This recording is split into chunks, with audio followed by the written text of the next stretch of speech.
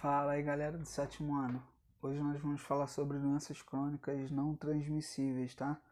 Pega seu livro, abre na página 125, que nós vamos começar a falar sobre as doenças crônicas não transmissíveis, que são os DCNTs, tá? Acompanha comigo aí no livro. De acordo com o Ministério da Saúde, as doenças crônicas não transmissíveis são doenças multifatoriais que se desenvolvem no decorrer da vida e são de longa duração. Atualmente, elas são consideradas um sério problema de saúde pública.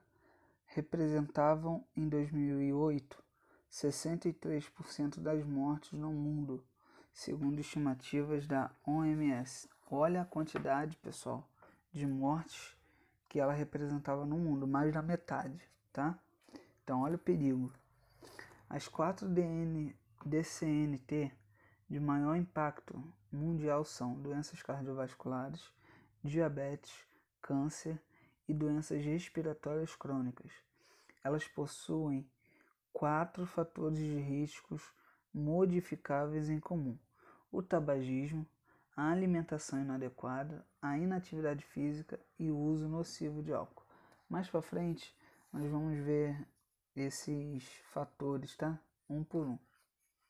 As doenças cardiovasculares são doenças do coração e de seus vasos sanguíneos. Entre as doenças cardiovasculares há a arteriosclerose. A arteriosclerose produz uma placa de substância gordurosa na camada interna dos vasos sanguíneos.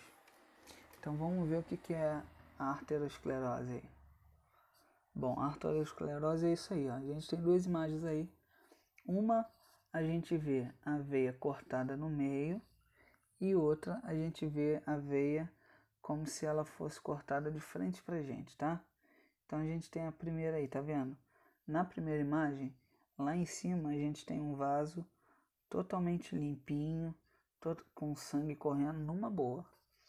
Na segunda, a gente já tem uma placa de gordura aí que está começando a impedir o nosso sangue de circular na nossa veia, na nossa artéria, de forma tranquila, de forma limpa. E na terceira embaixo, você já vê que ela já tomou aquele vaso e já interrompeu o fluxo de sangue ali, tá? Na segunda imagem é a mesma coisa. Tem a primeira imagem aí com ela limpinha, na segunda ela já está um pouquinho tampada, na terceira já está mais tampada e na quarta ela já está praticamente toda tampada, tá? Obstruída pelas células de gordura, pelas placas, tá? Então preste atenção aí na leitura. Frequentemente, a arteriosclerose causa um coágulo sanguíneo na artéria coronária estreitada, levando ao ataque cardíaco. Se esses coágulos forem nos vasos sanguíneos cerebrais, causa derrame, e se for nos membros inferiores, causa doença arterial periférica. Ou seja, se uma veia dessa estiver entupida e for uma veia que liga ao teu coração, você pode infartar, você pode ter um ataque cardíaco. Se uma dessas veias forem veias que ligam o seu cérebro, você pode ter um derrame ou um acidente vascular cerebral, tá? Por quê? Porque vai interromper o fluxo sanguíneo, consequentemente não vai chegar oxigênio e aí você pode morrer. E se for nos seus membros inferiores, ou seja, na sua perna, você pode ter as varizes, tá? Que são interrupções das suas veias, das suas artérias, e aquilo ali pode estourar causando uma varize, tá? Então tem que ficar muito cuidado com isso, porque, como eu falei, se for no coração você vai ter um ataque cardíaco, você vai infartar. Se for no cérebro, você vai ter um derrame, que a gente chama de acidente vascular cerebral, tá? E se for nas pernas, nos membros inferiores, você pode ter uma varize, tá bom? Vamos lá, seguindo na leitura. A inatividade física é um fator de risco para doenças coronarianas, mesmo quando não existem outros fatores de risco associados.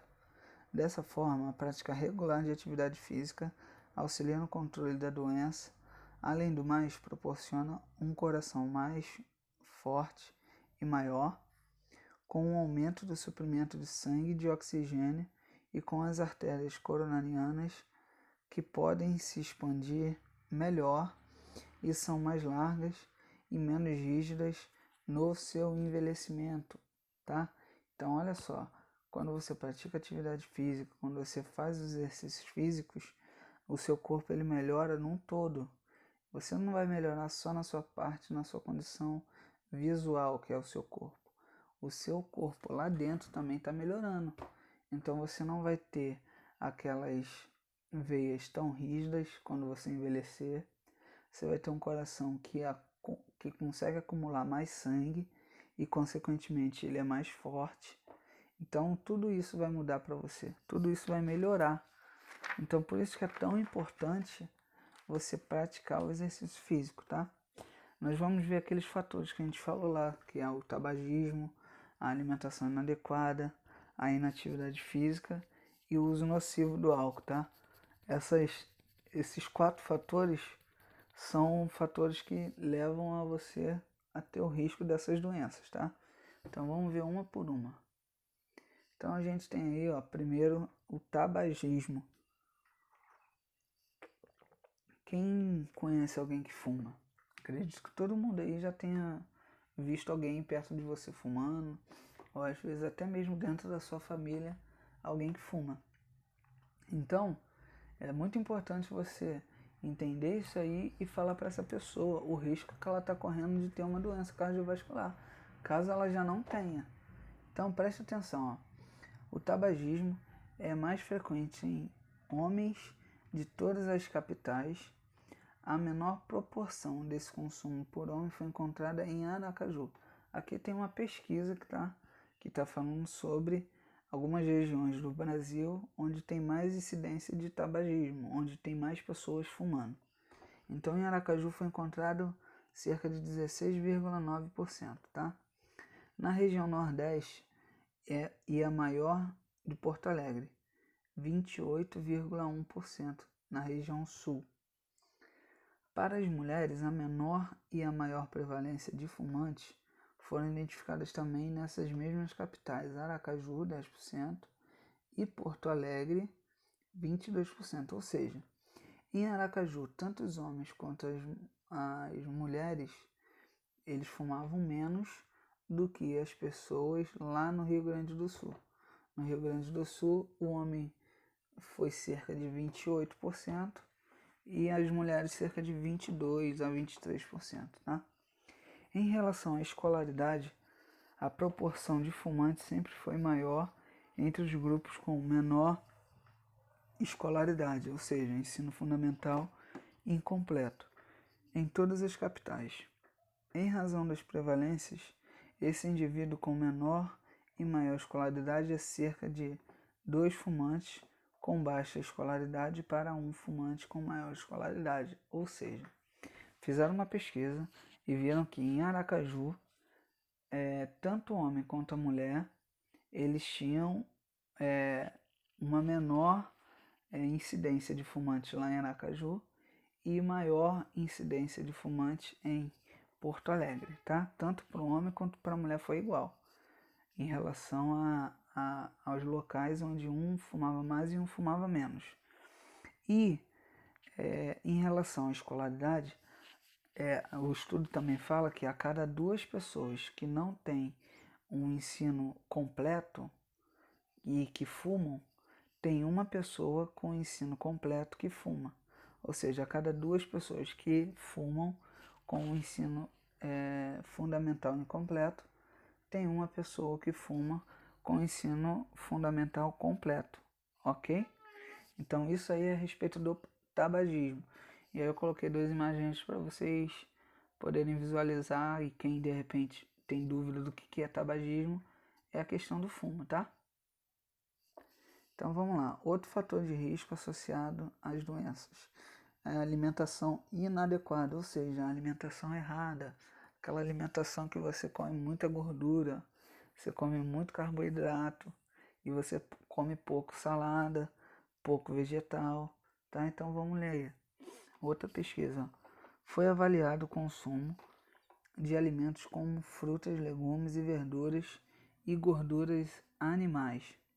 Em todas as regiões brasileiras, observou-se um consumo de frutas, legumes e verduras sempre inferior entre pessoas de menor escolaridade, ainda que se apresentasse baixo, de maneira geral, para todos os níveis de escolaridade. O consumo de legumes e verduras recomendados pela OMS é de 5 porções ao dia, que é equivalente a 400 gramas, quase meio quilo.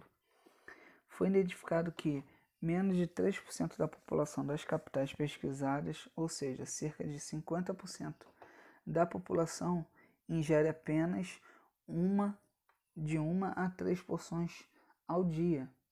As capitais com menor consumo de legumes e vegetais ou verduras, foram da região norte, que é Manaus e Belém.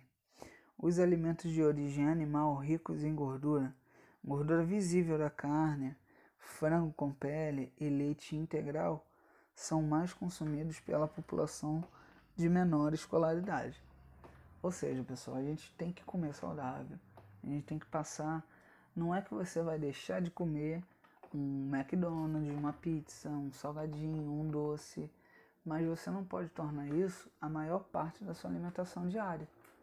Ela tem que ser o mínimo, tá? Então não adianta você passar o dia todo comendo gordura, comendo fritura, comendo carboidrato, comendo coisas que não vão te fazer bem. Coisas que daqui a pouco você vai no médico, vai fazer um exame e você vai ver lá que você está com pressão alta, que você está com colesterol muito alto. Então tem que tomar cuidado com a alimentação. A gente tem que ficar ligado nisso, tá? Então, cuidado com a alimentação. Se você tem alguém na sua família que come muitas dessas coisas, alerta ele. Tá bom? Vamos passar pro próximo. Bom, outro fator de risco é a inatividade física, ou seja, o sedentarismo. Olha, os hábitos da atividade física são mais difíceis de mensuração e de avaliação se baseiam nas informações fornecidas pelos indivíduos. Um estudo demonstra que se observa um padrão uniforme para a prática de atividade física em relação à escolaridade. A capital com maior prevalência de inatividade foi João Pessoa. Foi 58% dos indivíduos de maior escolaridade. Seguida do Rio de Janeiro, onde a gente mora, tá vendo? 52%. Então a gente tem que ficar ligado nisso aí. Você pratica alguma atividade física? Você faz alguma coisa? Você joga bola? Ou você, menina, faz balé? Faz dança? O que você faz? Se você não faz, tem que procurar fazer alguma coisa. Tem que se movimentar. Principalmente nessa quarentena que a gente está passando. Você não pode se dar o luxo de ficar só sentado no sofá, só deitado na cama, dormir até meio-dia, só ficar comendo e não praticar nada, não dar uma corridinha, não ir jogar uma bola, não ir dançar. Então, meninas e meninos, vocês têm que fazer alguma coisa, não podem ficar parados, tá? E vamos pro quarto, que é o uso nocivo de álcool. Talvez você tenha na sua família alguém que beba muito, alguém que goste de ingerir bastante álcool. E você, agora que você sabe, você tem que chegar nessa pessoa e falar assim, ó, eu aprendi na aula de educação física que o uso excessivo de álcool, ele pode trazer problemas cardíacos, problemas na sua saúde, ela pode te trazer algumas doenças crônicas não transmissíveis. Então você tem que explicar isso para ele. Então vamos ler lá, ó. A exposição ao álcool tem início precoce. Uma pesquisa envolvendo alunos de 14 anos, preste atenção pessoal, de 14 anos de escolas públicas e privadas localizadas em capitais brasileiras demonstrou que 71% já haviam experimentado álcool, ou seja, de 100 pessoas, vamos supor, vou dar um exemplo aqui, de 100 pessoas, 71 já haviam experimentado álcool, isso para crianças de 14 anos. E 27% haviam consumido bebidas alcoólicas nos 30 dias anteriores. Ou seja, desses 71, 27 tinham bebido há menos de um mês. Então olha só o perigo. quase 25% desses alunos disseram que haviam se embriagado pelo menos uma vez na vida, ou seja, desses 71% também, 25%, ou seja, um terço aí praticamente, eles já se embriagaram. Então olha o perigo, olha o que o álcool faz. Você está vendo essa imagem aí embaixo que estão misturando uma bebida com o energético Red Bull? Você sabia que essa mistura ela tem o mesmo efeito da cocaína, dessas drogas? Se você não sabia, eu te falei agora, você está sabendo. Então você tem que informar quem é da sua família que isso não é bom, que isso é ruim, que ele pode estar se viciando numa droga e isso pode estar fazendo mal para ele. Ou se não vai fazer mal agora, lá na frente vai fazer. Então você tem que tomar cuidado, tem que avisar seus responsáveis, tem que avisar o pessoal da sua família que isso é perigoso, beleza? Vamos passar para como que a gente vai enfrentar essas doenças, tá? Então, preste atenção. O plano tem como estratégia priorizar as ações e o investimento necessário no sentido de preparar o país para enfrentar e deter as doenças crônicas não transmissíveis nos próximos 10 anos. Tem como objetivo promover o desenvolvimento e implementação de políticas públicas efetivas, integradas, sustentáveis e baseadas em evidências para a prevenção e o controle das doenças e dos seus fatores de risco, e fortalecer os serviços de saúde voltados para a atenção aos portadores de doenças crônicas. O plano de promoção à saúde engloba a prática de atividade física, a alimentação saudável, redução no uso de tabaco, que é o cigarro, tá? E álcool, e o envelhecimento ativo. Então a gente tem algumas alternativas aí, tá? Primeira alternativa são os programas de saúde na escola, que é a implantação de todos os municípios incentivando a ação e a promoção de saúde e hábitos saudáveis, tá? Nas escolas, como as cantinas saudáveis, reformulação dos espaços físicos visando a prática de aulas regulares de educação física e a prática de atividade física no contraturno, que é depois que você sai da sua aula, tá? Tem as praças do Programa de Aceleração ao Crescimento, que é o PAC, tá? Que são praças que vão ter pista de skate, vão ter alguns lugares para você poder praticar sua atividade física e tudo mais, tá? Para você fazer o seu lazer. Nós temos também aí espaços urbanos, tá? Saudáveis, que são ciclovia, igual a ciclovia que a gente tem aqui na beira na linha do trem. Então, isso é um espaço urbano saudável. Você pode passar ali todos os dias e ver que tem pessoas ali caminhando, correndo, tá? Praticando, pedalando, praticando algum exercício físico. A gente tem também o programa de Academia da Saúde, inclusive foi inaugurada há pouco tempo aí perto da gente, tá? Perto lá dos Correios, para quem conhece ali. Então tem uma academia de saúde ali. Se você nunca foi ali, dá um pulinho ali, pede seu responsável para te levar lá para você ver. E temos as campanhas de comunicação, que são os comerciais, que são os panfletos, que às vezes vem colado em algum lugar. Então a gente tem essas formas aí e essas alternativas para poder estar ajudando a conscientizar as pessoas de que você comer demais, você fumar, você ter uma bebida de álcool em excesso e você